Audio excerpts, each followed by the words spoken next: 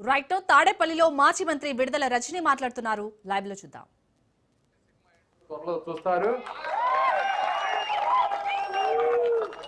మీకు 24 గంటల్లో మీకు ఎలా ఉంటుందో తెలుస్తుంది. ఈ రోజు నుంచి మీకు నిజమైన సినిమా ఏంటో త్వరలో చూస్తారు. మీకు 24 గంటల్లో మీకు ఎలా ఉంటుందో తెలుస్తుంది. మనం చూసాము పెమ్మసాని గారు ఏం మాట్లాడుతూ ఉన్నారు.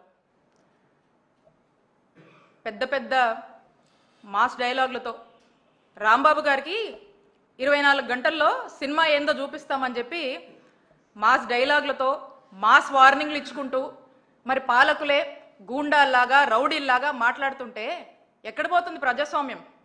లా అండ్ ఆర్డర్ ఏమవుతుంది? ప్రతిపక్ష నాయకుల పరిస్థితి ఏంటి? వాళ్ళ భద్రత ఏంటి?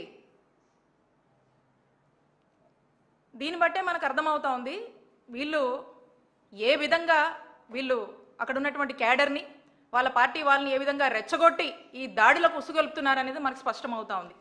ఇదొకలా ఉంటే ఇక మా చిలుకలూరుపేటలో అక్కడ ఎమ్మెల్యే ఉన్నాడు పుల్లారావు.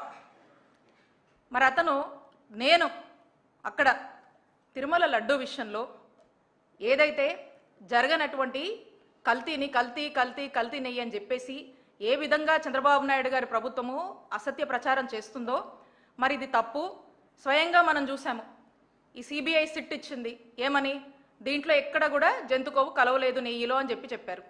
ఎన్డీడీబీ కూడా అదే స్పష్టం చేసింది, there is no load detected అని చెప్పేసి, ఇందులో జంతు కొవ్వు కలవలేదు అని చెప్పి స్పష్టంగా చెప్పారు. మరి ఇది జీర్ణించుకోలేక వీళ్ళు డైవర్షన్ పాలిటిక్స్ చేస్తూ ఉన్నారు. నేను మా నాయకులతో బోయపాలెం గుడికి, అక్కడికి వెంకటేశ్వర స్వామి గుడికి వెళ్ళి అక్కడ పూజలు నిర్వహించి బయటికి వస్తే